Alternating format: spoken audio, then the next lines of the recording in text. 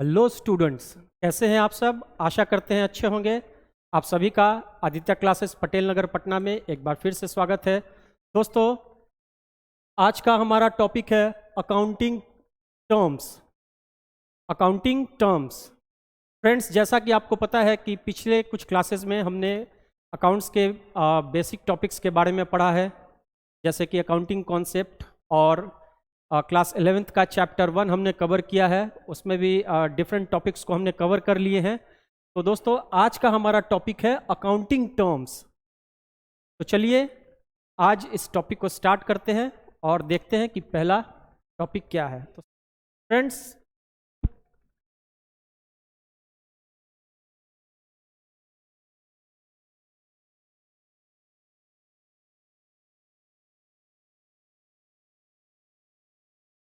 हमारा सबसे पहला टॉपिक है बिजनेस ट्रांजैक्शन। बिजनेस ट्रांजैक्शन क्या होता है? किसी भी बिजनेस में ट्रांजैक्शन किसको कहेंगे? तो चलिए स्टार्ट करते हैं। Economic activity of the business, किसी भी बिजनेस का economic activity that changes its financial position. किसी भी बिजनेस का इकोनॉमिक एक्टिविटी जिसके वजह से बिजनेस के फाइनेंशियल पोजीशन में चेंज आता है, वो बिजनेस ट्रांजैक्शन कहलाता है। Business transactions result changes in the value of some of the assets, liabilities और कैपिटल। कहता है कि बिजनेस में कोई भी ट्रांजैक्शन होता है तो उसकी वजह से बिजनेस के एसेट्स, लायबिलिटी या कैपिटल के वैल्यू में चेंज आता है। तो बिजनेस ट्रांजैक्शन क्या होता है कि किसी भी बिजनेस का इकोनॉमिक एक्टिविटी, इकोनॉमिक एक्टिविटी कहने का मतलब है कि जिसमें अर्थ इन्वॉल्व हो, पैसा इन्वॉल्व हो, मनी इन्वॉल्व हो, वैसी एक्टिविटी जिसके वजह से बिजनेस के फाइनेंशियल पोजीशन में चेंजेस आता है, उसे हम बिजनेस एक्टिविटी कहते हैं। और बिजनेस एक्टिविटी की वजह से बिजनेस के एसेट्स, लायबिलिटीज और कैपिटल के वैल्यू में चेंज आता है। जैसे देखो, purchase of goods, purchase of goods, हमने सामान परचेज किया, गुड्स परचेज किया, गुड्स परचेज किया, गुड्स परचेज किया, तो क्या होगा? ये गुड्स हम दो तरीके से परचेज कर सकते हैं, नगद और उधार। नगद और उधार यानी कि कैश में परचेज कर सकते हैं या क्रेडिट में परचेज कर सकते हैं। गुड्स परचेज किया तो क्या होगा? इस ट्रांजैक्शन की वजह से क्या होगा? बिजनेस के फाइनेंशियल पोजीशन में चेंजेस आएगा या उसके एसेट्स, लायबिलिटीज या कैपिटल के वैल्यू में चेंजेस आएगा, उसे हम लोग बिजनेस ट्रांजैक्शन कहते हैं। अब जब हमने गुड्स परचेज किया तो एक तरफ क्या होगा? अगर हम कैश परचेज करते हैं तो हमारा कैश क्या होगा? बिजनेस से जाएगा, और उसके बदले क्या होगा? गुड्स यानी कि स्टॉक, स्टॉक बिजनेस में आएगा। तो क्या हुआ? ये ट्रांजैक्शन होने की वजह से जैसे ही हमने गुड्स खरीदा, हमारे बिजनेस से कैश चला गया। अगर हम कैश में परचेज कर रहे हैं, कैश में परचेज कर रहे हैं तो हमारे बिजनेस से कैश चला गया और स्टॉक आया, गुड्स आया, तो क्या हुआ? बिजनेस के फाइनेंशियल, एक तरफ हमारे स्टॉक बढ़ा। स्टॉक इज एन एसेट्स, आगे हम पढ़ेंगे स्टॉक क्या है, एक एसेट्स है। स्टॉक जो है वो एक एसेट्स है।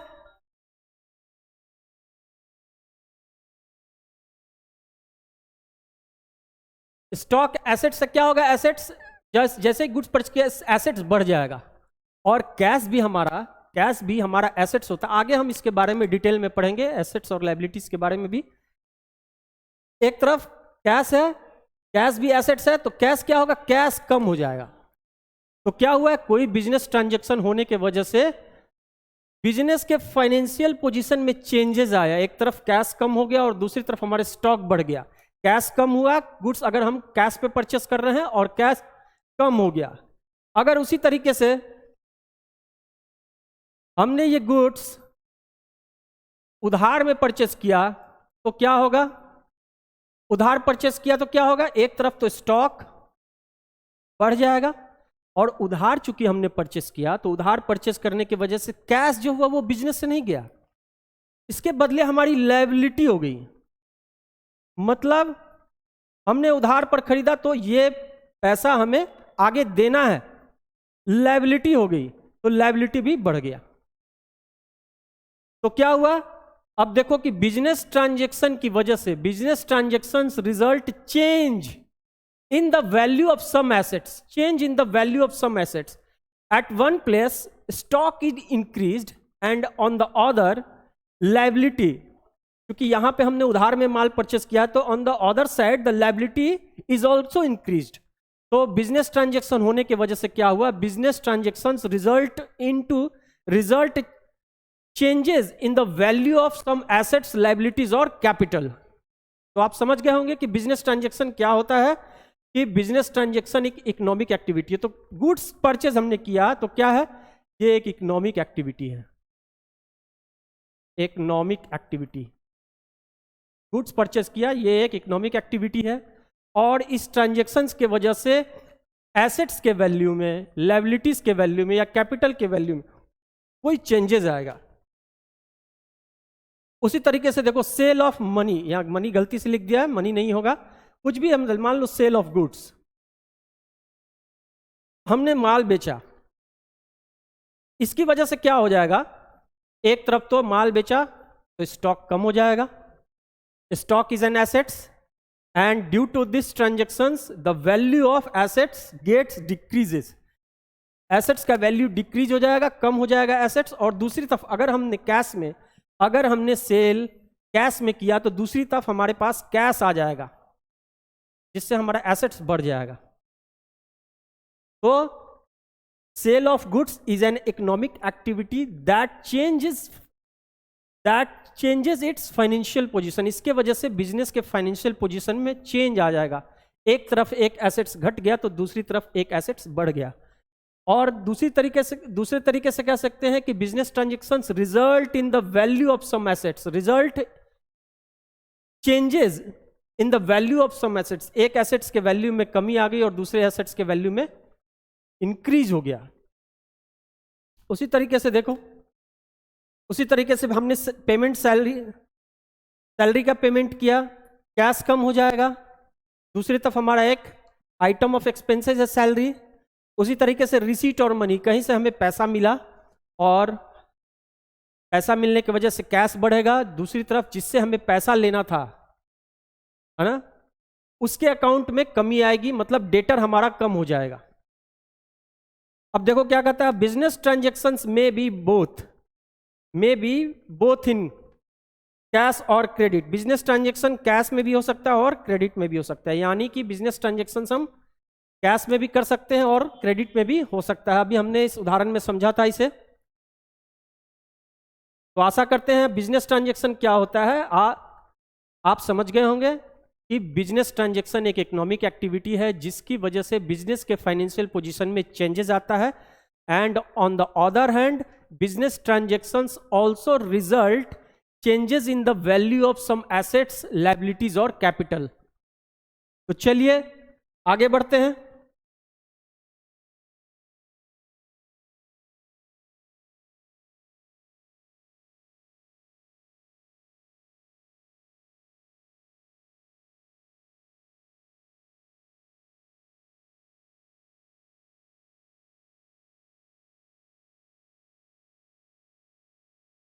अब आइए समझते हैं एसेट्स क्या होता है।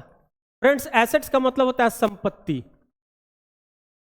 एसेट्स का क्या मतलब होता है, संपत्ति।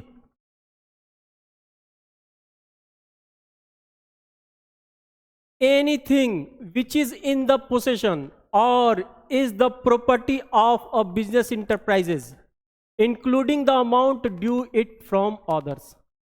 कहता है कि कोई भी चीज जो बिजनेस के प्रोसेशन में हो, अधिकार में हो, कोई भी चीज जो बिजनेस के अधिकार में हो, बिजनेस की प्रॉपर्टी हो, वो एसेट्स होता है।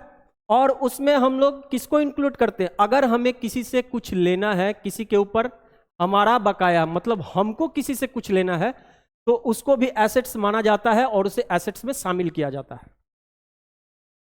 Anything which is in the position और is the property of the business including the amount due from others is called assets.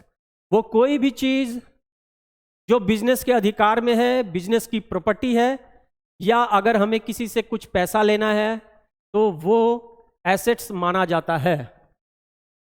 Assets are valuable resources used by enterprises in its operation. कहता है कि assets जो है एक valuable resources है, संसाधन है, जो बिजनेस में हम बिजनेस को चलाने के लिए यूज करते हैं। फ्रेंड्स, हम बिजनेस चलाते हैं तो उसमें बहुत सारे एसेट्स का उपयोग करते हैं। अगर जैसे मान लो कोई फैक्ट्री है तो फैक्ट्री में मशीन लगी हुई होती है, मशीन इज एन एसेट्स, क्योंकि मशीन का यूज बिजनेस को चलाने के लिए किया जा रहा है। Machine is a property of the business and is in the possession of the business. Machine जो है वो बिजनेस की प्रॉपर्टी है और उसका प्रयोग बिजनेस को चलाने के लिए किया जा रहा है। Anything enabling business enterprises to get cash or a benefit in future is an assets. कह रहा है कि वो कोई भी चीज जिसकी वजह से बिजनेस को भविष्य में कैश मिलने वाला हो, जिसकी वजह से बिजनेस को भविष्य में कैश मिलने वाला हो या कोई फायदा होने वाला हो, वो एसेट्स कहलाता है। कोई भी चीज जिसके वजह से बिजनेस को फ्यूचर में कैश मिलने वाला हो या उसकी वजह से कोई फायदा होने वाला हो, वो एसेट्स कहलाता है। तो एसेट्स को समझना बहुत ही आसान है दोस्तों, कि वो कोई भी चीज जो बिजनेस, किसी भी बिजनेस इंटरप्राइजेस के अधिकार में हो, बिजनेस की प्रॉपर्टी हो, वो एसेट्स कहलाती है। और इस एसेट्स में हमें किसी दूसरे व्यक्ति से कुछ कैश लेना हो, कुछ पैसा लेना हो, उसे भी एसेट्स माना जाता है। कहता है कि assets is a valuable resources that is used in the operation of the business. Assets जो होता है वो बिजनेस का मूल्यवान संसाधन होता है, जिसे बिजनेस को ऑपरेट करने के लिए यूज किया जाता है, प्रयोग किया जाता है। Anything enabling business enterprises to get cash or a benefit in future is an assets. वो कोई भी चीज जिसकी वजह से भविष्य में बिजनेस इंटरप्राइजेस को कैश या उससे कोई फायदा होने वाला होता है, तो उसे हम एसेट्स मानते हैं। जैसे cash and bank balance. Cash and bank balance, तो क्या है कैश एंड बैंक बैलेंस? हमारे पास नगद हो या हमारा बैंक में कुछ बैलेंस हो, तो ये क्या हुआ? एक एसेट्स हुआ। स्टॉक, स्टॉक हमारे पास जो माल बेचने के लिए है, या अगर हम प्रोडक्शन करते हैं तो कच्चा माल या आधा बना हुआ माल या पूरा बना हुआ माल, raw materials, semi finish goods और फिनिश गुड्स, है ना, उसे हम स्टॉक के अंदर काउंट करते हैं, वो भी हमारा एसेट्स माना जाता है। Furniture, furniture is an assets. Machinery, land and building, भूमि या भवन। बिल्स रिसीवेबल, बिल्स रिसीवेबल क्या है इसे हम आगे समझेंगे। Bills receivable is a credit instrument, एक क्रेडिट इंस्ट्रूमेंट है जो बिजनेस में यूज किया जाता है उधार देने के लिए। डेटर्स, किसी को हमने उधार माल बेचा है, उससे हमें कुछ पैसा आने वाला हो, तो वो एसेट्स में काउंट किया जाता है, वो एसेट्स होता है। तो देखो फ्रेंड्स, कि कोई भी चीज जो बिजनेस के अधिकार में हो, तो ये क्या है? ये सारे एसेट्स जो है वो बिजनेस के अधिकार में होते हैं, बिजनेस की प्रॉपर्टी है ना। इनका प्रयोग हम बिजनेस के ऑपरेशन को चलाने के लिए करते हैं। और वो कोई चीज जिससे हमें भविष्य में कैश मिलने वाला हो, इससे भी कैश मिलने का है, या भविष्य में कोई फायदा होने वाला हो, तो वो एसेट्स कहा जाता है। तो इस टर्म को भी आप समझ गए होंगे कि एसेट्स क्या होता है। चलिए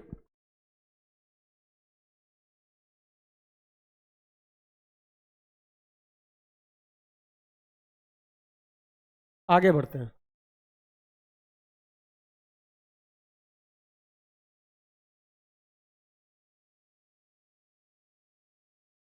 अब देखिए हमारा टॉपिक है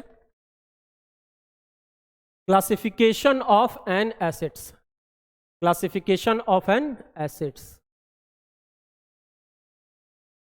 संपत्ति का वर्गीकरण, संपत्ति का वर्गीकरण।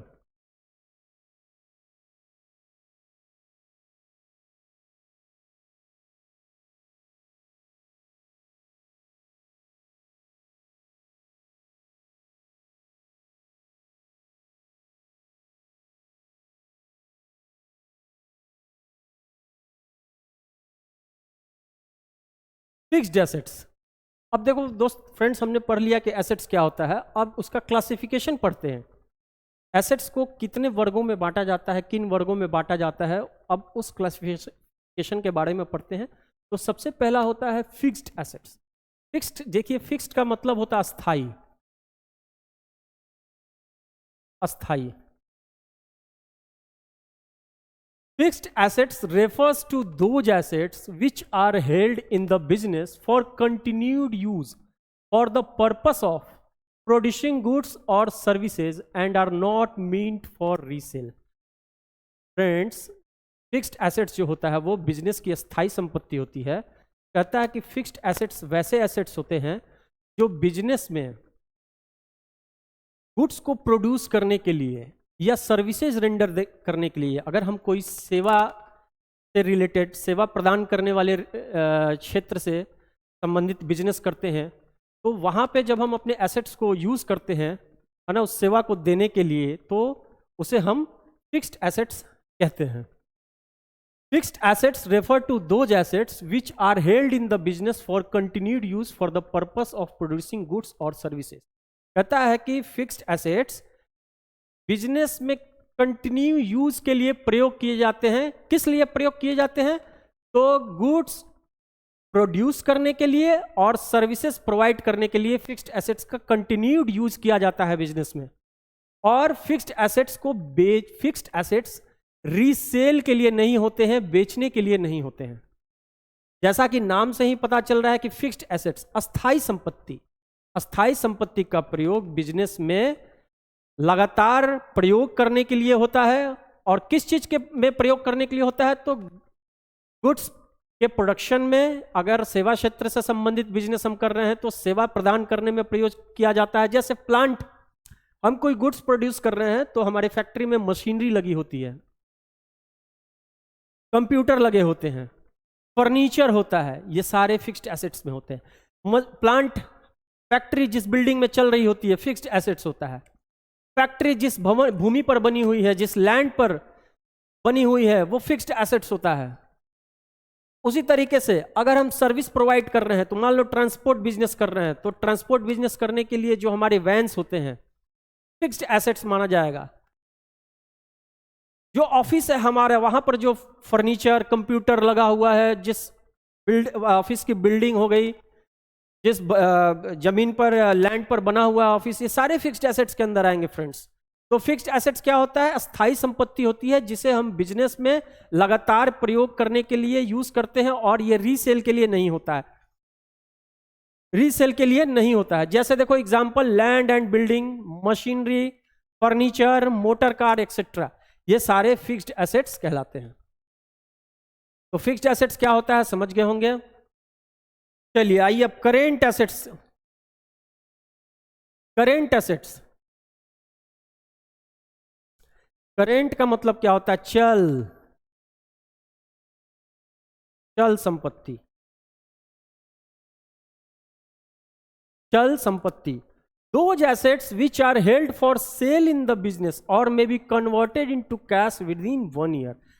वैसे एसेट्स जिनको बिजनेस में बेचने के लिए, सेल करने के लिए रखा जाता है और जिसे 1 साल के अंदर कैश में कन्वर्ट किया जा सके, उसे हम लोग करेंट एसेट्स कहते हैं।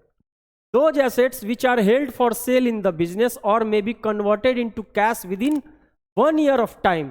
वैसे एसेट्स जो बिजनेस में सेल के पर्पस से होते हैं और जिन्हें 1 साल के अंदर कैश में कन्वर्ट किया जा सके, नगद में बदला जा सके, वैसे एसेट्स को हम लोग करेंट एसेट्स कहते हैं। जैसे कैश इन हैंड, तो कैश इन हैंड है तो क्या है? कैश इन हैंड, तो कैश तो मेरे हाथ में ही है, तो ये करेंट एसेट्स होगा। ये ऑलरेडी कैश है, इसे कैश में बदलने की जरूरत नहीं है। कैश एट बैंक, बैंक में हमारा कैश पड़ा हुआ, बैंक गए और कैश निकाल लिया, कैश हमारे पास आ गया, तुरंत कैश, बैंक में जो पैसा है वो तुरंत कैश में कन्वर्ट हो जाएगा, ये करेंट एसेट्स हुआ। डेटर्स, फ्रेंड्स डेटर्स कौन होते हैं? तो डेटर्स whom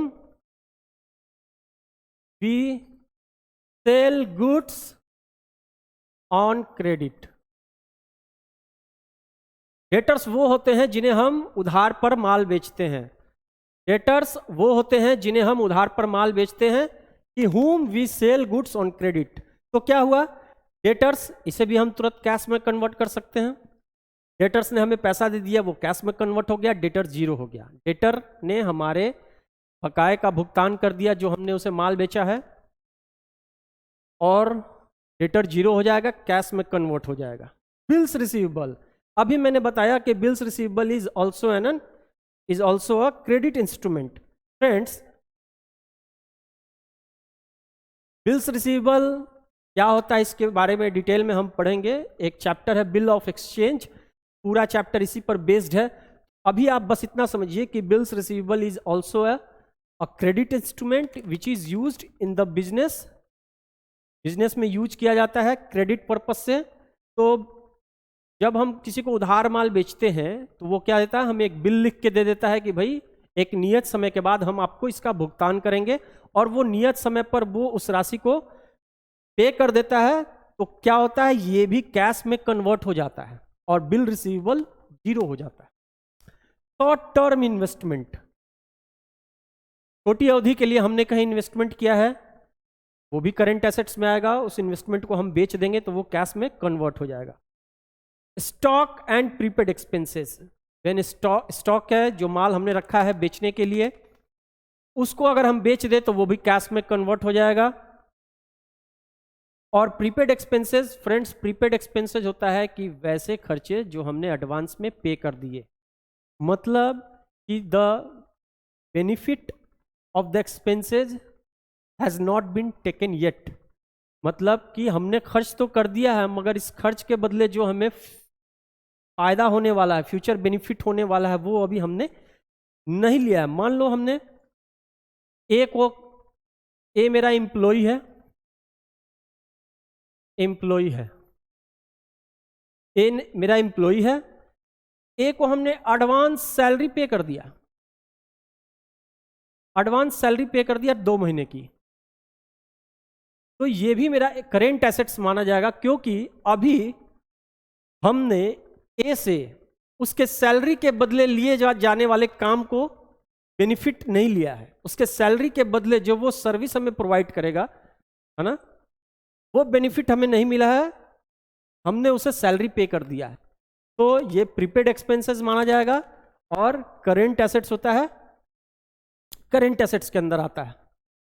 तो फ्रेंड्स, आशा करते हैं कि अभी जो 4 अकाउंटिंग टर्म्स आपको बताया गया वो आप समझ गए होंगे। बिजनेस ट्रांजैक्शंस, एसेट्स क्या होता है, और एसेट्स के ये 2 क्लासिफिकेशन आप समझ गए होंगे। तो चलिए आज के वीडियो में बस इतना ही रखते हैं। आगे के वीडियो में हम जो बचे हुए और भी आगे जो अकाउंटिंग टर्म्स हैं उनको समझेंगे। हमारे वीडियोस को ऐसे ही देखते रहिए, हमारे वीडियोस को लाइक कीजिए, शेयर कीजिए, इस चैनल को ज़्यादा से ज़्यादा सब्सक्राइब कीजिए। आप हमें सपोर्ट करेंगे तो हम प्रोत्साहित होंगे और आपके लिए ऐसे ही ढेर सारी अच्छी वीडियो हम लाते रहेंगे। तो चलिए इस वीडियो को यहीं पर विराम देखते हैं। वीडियो देखने के लिए बहुत बहुत धन्यवाद। Thank you very much.